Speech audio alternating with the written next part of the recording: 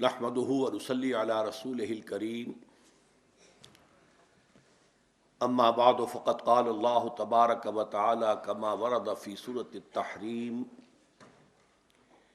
اعوذ بالله من الشيطان الرجيم بسم الله الرحمن الرحيم ضرب الله مثلا للذين كفروا امرأة نوح وامرأة لوط كانتا تحت عبدين من عبادنا صالحين فخانتاهما فلم يغنيا عنهما من الله شيئا وقيل ادخلا النار مع الداخلين صدق الله العظيم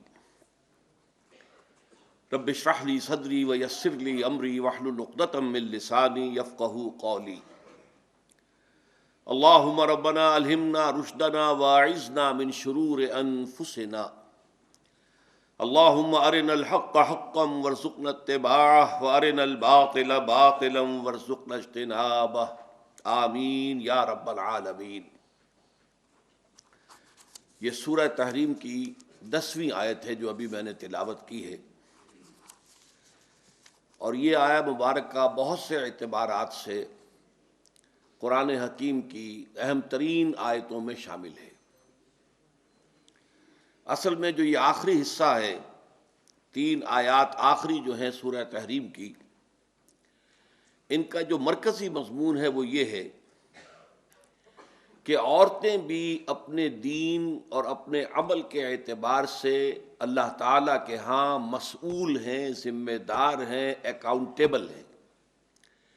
ان کی شخصیت آزاد شخصیت ہے، وہ شخصیت کے اعتبار سے مردوں کے تابع نہیں ہے۔ اپنا اخلاق، اپنا کردار، اپنے اعمال، اپنی نیکیاں، اپنے عبادات، اپنا یقین، اپنے ایمان کی گہرائی، اس کے اعتبار سے ان کی اپنی منفرد شخصیت ہے۔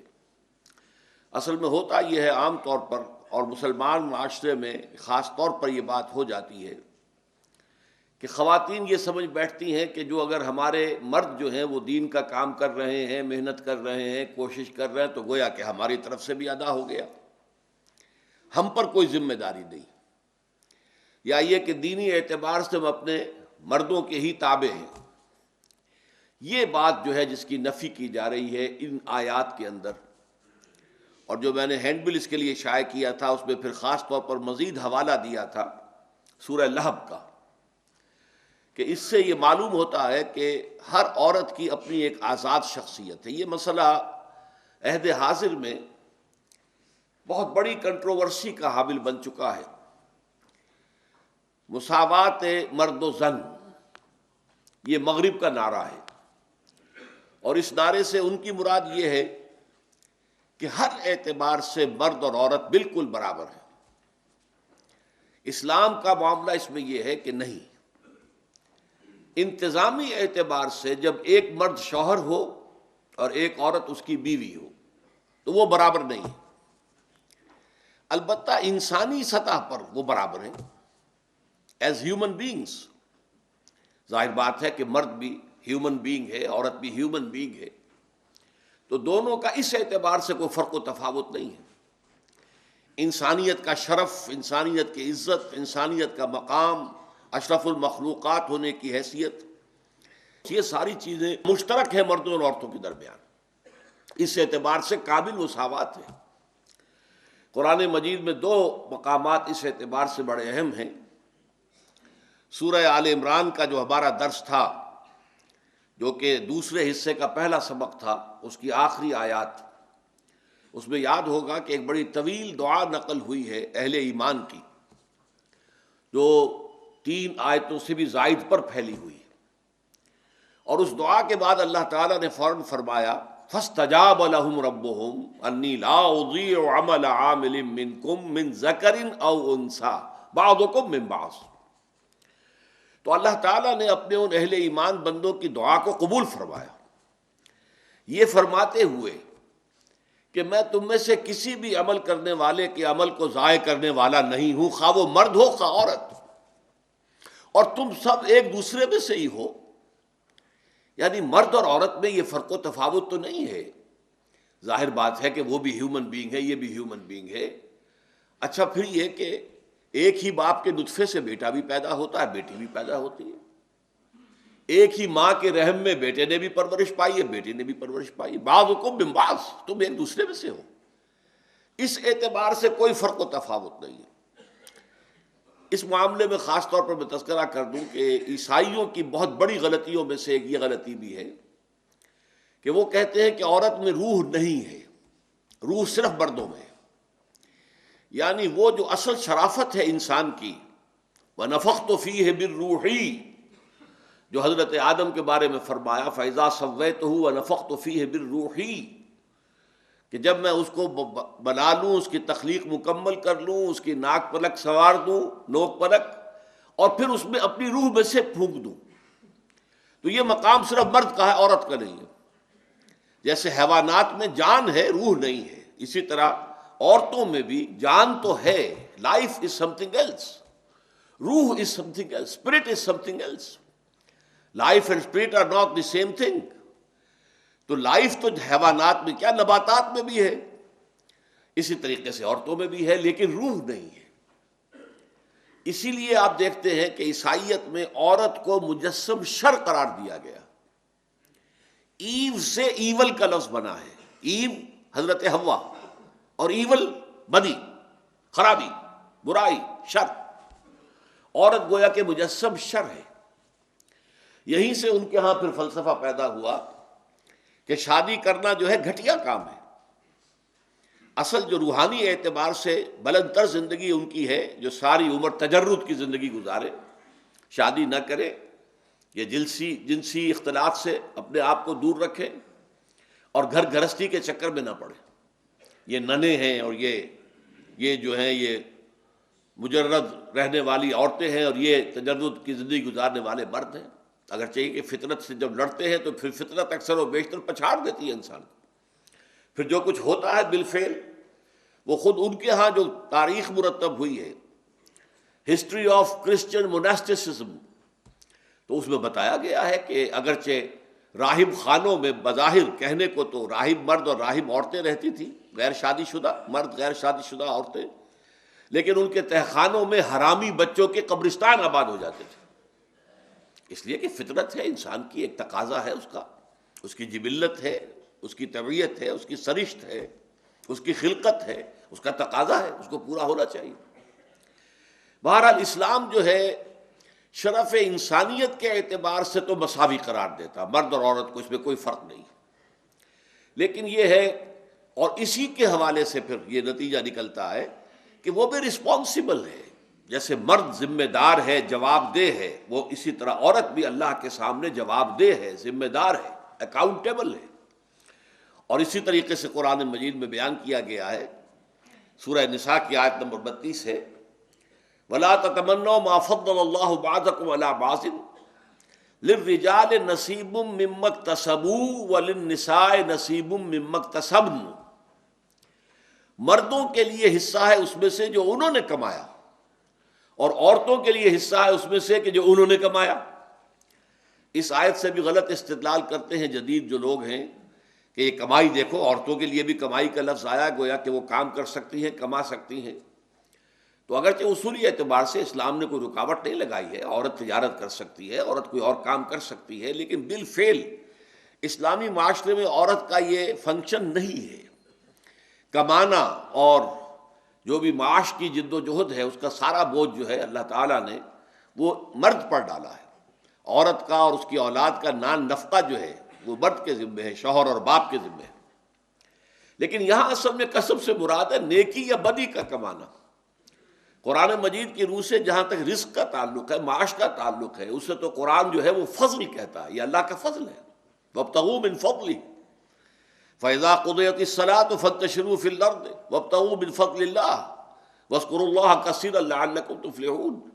جب جمعے کی نماز ادا ہو جائے تو پھر تم زمین میں منتشر ہو جاؤ اور اللہ کا رزق تلاش کرو، اللہ کا فضل تلاش کرو۔ تو وہ تو فضل ہے، قسم نہیں ہے۔ اپنی کمائی نہ سمجھو، جو کچھ مل جائے، محنت تم کرو گے، جدوجہد تم کرو گے، ہل تم چلاؤ گے، بیج تم ڈالو گے، کھیتی کو پانی تم دو گے، سینچو گے تم، لیکن جو فصل مل جائے اسے اللہ کا فضل سمجھنا، اسے یہ نہ سمجھنا کہ تمہاری محنت کا ثمرہ ہے۔ تو اس اعتبار سے کسب کا لفظ قرآن مجید میں جو آتا ہے وہ نیکی اور بدی کی کمائی ہے. تو للرجال نصیب مما اکتسبوا، مردوں کے لیے حصہ ہے اس میں سے جو انہوں نے کمائی کی، نیکی کی، خیر کی، بھلائی کی، خدمت خلق کی ہے، عبادات کی ہے، اللہ کے دین کی خدمت کی ہے، اس کے لیے تن من دھن لگایا ہے، تو اس میں اس کا اجر و ثواب جو ہے وہ انہیں کو ملے گا. وَلِلنِّسَاءِ نَصِيبٌ مِّمَّا اكْتَسَبْنَ، اسی طریقے سے عورتوں کے لیے حصہ ہوگا اس میں سے کہ جو انہوں نے نیکی کمائی ہے، جو بھلائی کمائی ہے، جو خیر کمایا ہے. لیکن اسی طریقے سے لہا ما کسبت وعلیہا ما اکتسبت، ہر انسانی جان کے لیے ہے جو کچھ کہ اس نے کمایا نیکی کی شکل میں، اور اس پر ذمہ داری آئے گی جو بدی اس نے کمائی ہے اس کی ذمہ داری بھی اسی پر آئے گی. تو اس اعتبار سے عورت کی شخصیت جو ہے وہ ایک آزاد اور ذمہ دار شخصیت ہے، اکاؤنٹیبل ہے اللہ کے سامنے، جواب دہ ہے. البتہ 4 مختلف صورتیں جو ہیں وہ قرآن مجید میں 3 اس جگہ پر ایک سورہ لہب میں بیان کی جا رہی ہے. ایک صورت تو یہ ہے کہ شوہر نہایت نیک، بہت بزرگ، بہت اعلیٰ، اور بیویاں غلط کار، کافر، خیانت کرنے والیاں. یہ بھی ہو سکتا ہے اور ہوا ہے، جس کے لیے مثال دی گئی حضرت نوح اور حضرت لوط کی بیویوں کی. ایک شکل یہ ہے کہ شوہر بہت غلط کار، اللہ کا باغی، اللہ کا کے خلاف جو ہے اس کا دشمن، لیکن عورت بیوی جو ہے اس کی نیک ہے، بھلی ہے، خیر کمانے والی ہے. تو ظاہر بات ہے کہ اس شوہر کی برائی کا اس کے اوپر کوئی اثر نہیں آئے گا. اللہ تعالیٰ کے ہاں وہ اپنے نیک اعمال کی پوری جزا جو ہے اس کو ملے گی. اس کے لیے مثال دی گئی ہے فرعون کی بیوی کی. ایک مثال دی گئی ہے کہ ایک عورت طبعاً سرشت کے اعتبار سے، اپنی فطرت کے اعتبار سے بھی نہایت سلیم الطبع اور نیک ہو، اور اسے ماحول بھی انتہائی نیک مل جائے، نور علی نور. یہ مثال جو ہے حضرت مریم سلام علیہا کی ہے. اب دیکھیے 4 خانوں میں سے ایک خانہ خالی رہ گیا. ایک خانہ پہلا کیا ہے کہ شوہر انبیاء ہیں، بیویاں کافر ہیں. دوسرا خانہ کیا ہے؟ شوہر اللہ کا باغی ہے، اللہ کا دشمن ہے، بیوی نیک ہے، صالحہ ہے. ایک یہ ہے کہ عورت خود بھی بہت نیک ہے اور اسے ماحول بھی انتہائی نیک مل گیا، بیوی بھی حضرت خدیجہ جیسی ہو اور شوہر محمد الرسول اللہ جیسے ہو. نور علی نور ہے، نور علی نور ہے، نور علی نور ہے. اور چوتھی مثال یہ کہ عورت خود بھی بدتینت ہو اور شوہر جو ہے وہ بھی اتنا ہی بدتینت، بلکہ یہ کہ ان میں یہ فیصلہ کرنا مشکل ہو جائے کہ کون زیادہ بدتینت ہے. یہ مثال ہے ابو لہب اور اس کی بیوی ام جمیل کی. یہ سورہ لہب کے اندر مکمل ایک سورت کی حیثیت سے چوتھی مثال کو پیش کیا گیا، جس کا میں آج حوالہ دوں گا. اب آئیے پہلی مثال پر غور کریں. ضرب اللہ مثلا للذین کفروا امرأۃ نوح وامرأۃ لوط. اللہ تعالیٰ نے مثال بیان فرمائی ہے ان کے لیے کہ جنہوں نے کفر کی روش اختیار کی، نوح کی بیوی اور لوط کی بیوی کی علیہم الصلاۃ والسلام. اب کانتا تحت عبدین من عبادنا صالحین، وہ دونوں ہمارے 2 نہایت نیک بندوں کے تحت تھیں. یہاں سب سے پہلے تو میں آپ کو توجہ دلاؤں گا کہ تحت کا لفظ آیا ہے. تحت اسی سے لفظ ہمارے ہاں بنتا ہے جو ہم اردو میں ماتحت، فلاں فلاں کے ماتحت ہے، فلاں فلاں کے ماتحت ہے، نیچے ہونا. تو گویا کہ بیویاں جو ہیں شوہروں کے تحت ہوتی ہیں. اور رجال قوامون علی النساء، یہ وہی مضمون گویا کہ یہاں ایک لفظ تحت کے اندر بھی آ گیا ہے. یہ بھی کہا جا سکتا تھا کہ ان کے گھروں میں تھی، نہیں، کانتا تحت عبدین من عبادنا صالحین. وہ دونوں جو ہیں حضرت نوح کی بیوی، حضرت لوط کی بیوی، یہ دونوں ہمارے 2 نہایت نیک بندوں کے تحت تھیں، ان کے عقد نکاح میں تھیں، ان کی شادی کے حصن میں تھیں. حصن کہتے ہیں قلعے کو. قلعے کے اندر کوئی ہو تو بڑا محفوظ ہوتا ہے. تو نکاح بھی عورت کے لیے قلعے کے مانند ہے کہ ایک شوہر جو ہے اس کی عصمت و عفت کا ذمہ دار ہوتا ہے، محافظ ہوتا ہے. وہ گویا کہ ایک قلعے کے اندر ہوتی ہے جب کسی شوہر کے حق حوالہ عقد کے اندر ہوتی ہے. تو ضرب اللہ مثلا للذین کفروا امرأۃ نوح وامرأۃ لوط کانتا تحت عبدین من عبادنا صالحین فخانتاہما. تو ان دونوں نے ان سے خیانت کی. یہ لفظ جو ہے ذرا توجہ کے قابل ہے. بلکہ یہاں ہمارے ہاں ہر طرح کے لوگ مسلمانوں میں موجود ہیں، تو ایک خاص فرقہ ہے کہ جنہیں ازواج مطہرات سے قد ہے، خاص طور پر حضرت عائشہ، حضرت حفصہ رضی اللہ تعالی عنہما سے دشمنی ہے، قد ہے، بغض ہے، اور وہ معاذ اللہ ثم معاذ اللہ حضرت عائشہ کے اوپر تہمت جو لگائی گئی تھی وہ اب بھی اس کے علمبردار ہیں، اور وہ کہتے ہیں کہ انہوں نے معاذ اللہ ثم معاذ اللہ نقل کفر نباشت زنا کا ارتکاب کیا۔ اس کے لیے دلیل لاتے ہیں اس آیت کو۔ خیانت سے مراد کیا ہے؟ فخانتاہما، ان دونوں نے اپنے شوہروں کی خیانت کی۔ وہ اس کا ترجمہ کرتے ہیں کہ زنا کیا، اس لیے کہ در حقیقت ایک عورت کی عصمت و عفت جو ہے وہ اگرچہ اس کی اپنی ذاتی ایک شے ہے، لیکن یہ کہ شادی کے بعد وہ اس کے پاس شوہر کی امانت ہوتی ہے، اور گویا کہ زنا جو ہے وہ شوہر کی امانت میں خیانت ہے۔ تو بظاہر یہ تانا بانا ان کے دلائل کا ملتا ہے، اور اس کے اوپر بہرحال انہوں نے پوری عمارتیں کھڑی کی ہوئی ہیں، لیکن غور طور معاملہ یہ ہے کہ قرآن مجید یہاں کفر کا لفظ استعمال کر رہا ہے۔ ضرب اللہ مثلا للذین کفروا، معلوم ہوا کہ وہ کافرہ تھی۔ ہمارا موقف یہ ہے اہل سنت والجماعت کا کہ کسی نبی کے گھر میں زانیہ نہیں ہو سکتی۔ ایک قانون ہے جو اللہ تعالیٰ نے سورہ نور میں بیان کیا ہے، الخبیثات للخبیثین والخبیثون للخبیثات۔ یہ گندی عورتیں جو ہیں وہ گندے مردوں کے لیے ہوتی ہیں، اور گندے جو مرد ہیں وہ گندی عورتوں کے لیے ہوتے ہیں۔ یہ جو ہے اللہ تعالیٰ نے اپنے صالح بندوں کے اوپر ان کو حرام کر دیا۔ یہ قانون ہے اللہ کا، قانون فطرت ہے۔ تو نبی جو کہ صالحین میں بہت اونچے مقام پر ہیں، صالحین تو خیر صالحین کے بعد رتبہ ہے شہداء کا، پھر صدیقین کا، پھر انبیاء کا، چوتھے درجے پر آتا ہے۔ فَأُولَٰئِكَ مَعَ الَّذِينَ أَنْعَمَ اللَّهُ عَلَيْهِم مِّنَ النَّبِيِّينَ وَالصِّدِّيقِينَ وَالشُّهَدَاءِ وَالصَّالِحِينَ، صالحین تو چوتھے نمبر پر آئے۔ تو انبیاء کرام جو ہیں ان کے ہاں کوئی بدکار عورت نہیں ہو سکتی، یہ ہمارا موقف ہے اصولی اعتبار سے۔ اور اس کے لیے دلیل جو اس صورت کے اندر موجود ہے وہ کیا ہے؟ دیکھیے اس سے پہلے جو واقعہ آیا ہے، اذ اسر النبی الی بعض ازواجہ حدیثا، ایک راز کی بات حضور نے اپنی ایک زوجہ محترمہ کو بتائی، راز کے طور پر امانت رکھی، ان سے خطا ہوئی، انہوں نے اس راز کو ظاہر کر دیا دوسری زوجہ محترمہ کو۔ غالباً حضرت عائشہ سے وہ بات کہی گئی تھی اور حضرت حفصہ سے انہوں نے بیان کر دی، اس پر پکڑ آ گئی، اور پکڑ شدید آئی ہے، اس میں کوئی شک نہیں، ہم پڑھ چکے ہیں وہ آیات کہ ان تتوبا الی اللہ فقد صغت قلوبکما وان تظاہرا علیہ فإن اللہ هو مولاه وجبریل وصالح المؤمنین والملائکۃ بعد ذلک ظہیر، بڑا سخت انداز ہے، لیکن ساتھ واضح کر دیا وہ خیانت کیا تھی۔ راز کو افشا کر دینا شوہر کے، یہ ایک خیانت ہے۔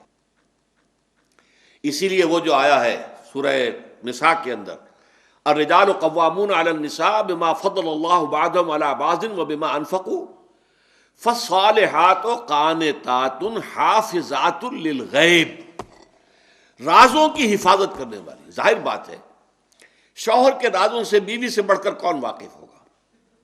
شوہر کی کوئی کمزوری ہے تو وہ بیوی سے زیادہ کس پر واضح ہوگی؟ شوہر کا کوئی اور اسی طرح کا معاملہ ہے تو ظاہر بات ہے کہ بیوی کے اوپر تو کھلا ہوا ہے، لیکن بیوی کا، نیک بیوی کا، فالصالحات، نیک بیویاں وہ ہیں جو نمبر ایک اپنے شوہروں کی فرما بردار ہے، قانتات حافظات للغیب، اور غیب کی اور رازوں کی حفاظت کرنے والی ہیں۔ تو در حقیقت جو غلطی، اب ہمیں جو ہے پورا سیاق و سباق دیکھنا چاہیے کہ اس سورہ مبارکہ میں ازواج مطہرات کی ایک غلطی کا بالکل واضح طور پر ذکر آ گیا ہے کہ انہوں نے حضور کے ایک راز کا جو ہے افشا کر دیا۔ تو اسی کی روشنی میں اس آیت کو ہم لیں گے کہ انہوں نے خیانت کی، اور یہ معلوم ہوتا ہے کہ در حقیقت یہ کافر تھیں، کافرہ ہو سکتی ہے۔ دیکھیے ایک ہے خبیثات اور خبیثون، وہ اور شے ہے، کردار کے اعتبار سے گھٹیا، ذلیل، رذیل، کمینے، وہ معاملہ اور ہے۔ ایک ہے کفر اور اسلام کا معاملہ، وہ ممکن ہے۔ تو یہاں معاملہ جو ہے کافروں کو، گویا کہ ان کی بیویاں کافر رہیں، حضرت نوح پر ایمان نہیں لائی ان کی بیوی، حضرت لوط پر ایمان نہیں لائی ان کی بیوی، اور وہ کافروں میں رہیں، اور ظاہر بات ہے کہ پھر حضرت نوح علیہ السلام کے راز، ان کی باتیں جو ہیں ان کی بیوی اپنی قوم تک پہنچا دیتی تھی، اور حضرت لوط علیہ السلام کی بات بھی ان کی بیوی جو ہے اپنی قوم تک پہنچا دیتی تھی۔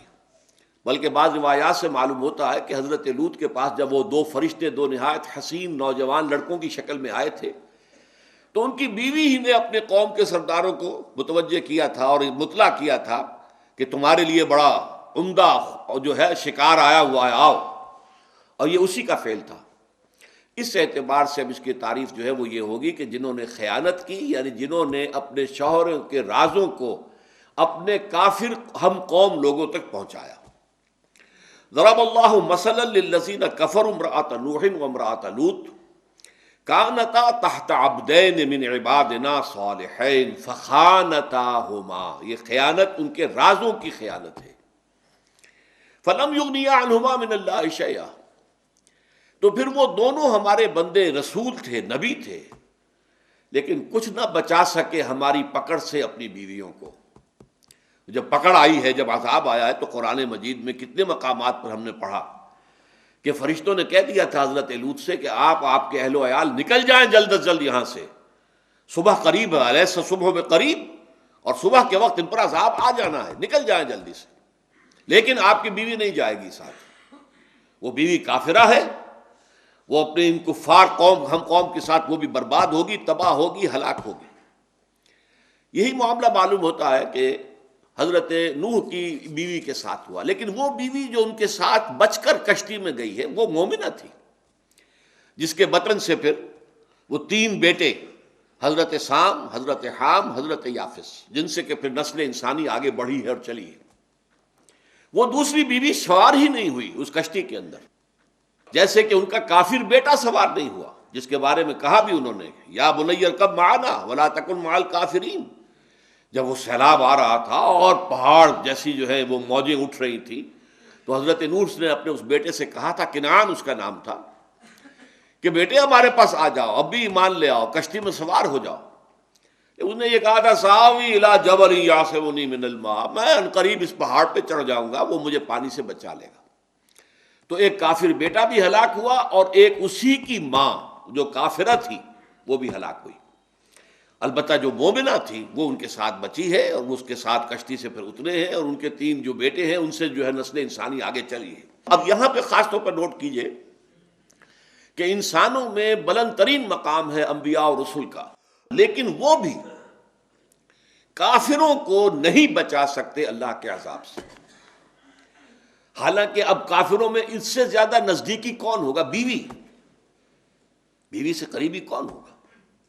بہرحال ایک زندگی اس کے ساتھ گزاری ہے، تعلق اس کے ساتھ رہا ہے، لیکن یہ کہ وہ کام نہ آ سکے، کچھ بھی نہ بچا سکے اللہ کے عذاب سے۔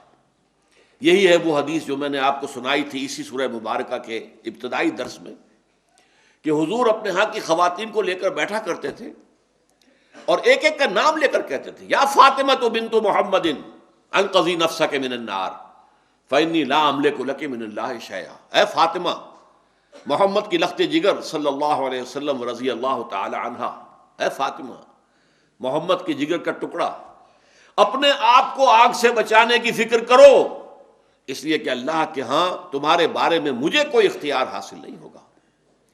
تمہارا اپنا ایمان، تمہارا اپنا عمل صالح ہوگا تو وہاں بچت ہوگی، بچاؤ ہوگا، نجات ہوگی، فوز و فلاح ملے گی، ورنہ نہیں۔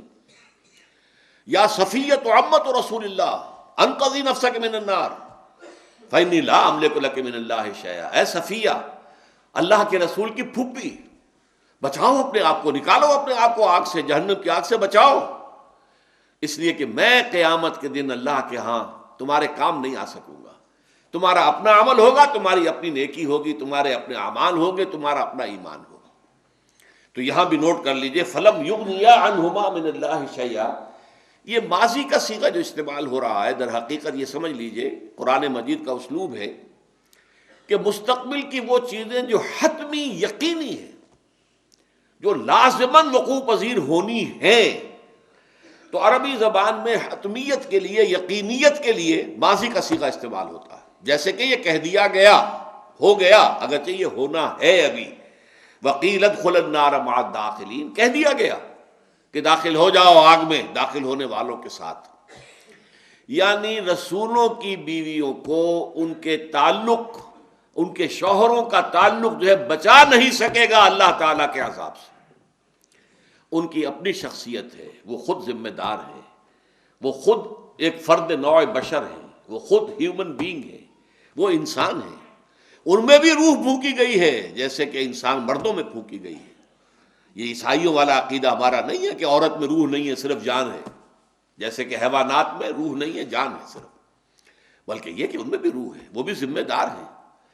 اور کتنی ہی خواتین ہوں گی کہ قیامت میں جو ہے بہت سے کروڑوں اربوں مرد جو ہیں رشک کریں گے کہ کیا ان کا مقام اللہ نے عطا کیا۔ آپ سوچئے حضرت مریم کا کیا مقام ہوگا، حضرت آسیہ کا کیا مقام ہوگا، حضرت خدیجہ کا کیا مقام ہوگا، حضرت عائشہ کا کیا مقام ہوگا، حضرت فاطمہ کا کیا مقام ہوگا۔ اندازہ کروڑوں اربوں مرد ہوں گے کہ جو رشک کریں گے ان کے مقام پر۔ تو اللہ تعالیٰ مقام عطا فرماتا ہے مردوں کے لیے، انی لا اضیع عمل عامل منکم من ذکر او انثی، میں تم میں سے کسی کے عمل کو بھی ضائع کرنے والا نہیں ہوں، خواہ وہ مرد ہو خواہ عورت ہو، بعضکم من بعض، تم سب ایک دوسرے میں سے ہو۔ میں اس وقت کہہ رہا تھا کہ دوسرا مقام جو ہے وہ سورہ احزاب کی آیت نمبر 36 ہے، جس میں 10 اوصاف، ان المسلمین والمسلمات والمؤمنین والمؤمنات والقانتین والقانتات، 10 اوصاف میں اللہ تعالیٰ نے مردوں اور عورتوں کو برابر گردان کی ہے۔ اوصاف مردوں میں بھی ہو سکتے ہیں عورتوں میں بھی ہو سکتے۔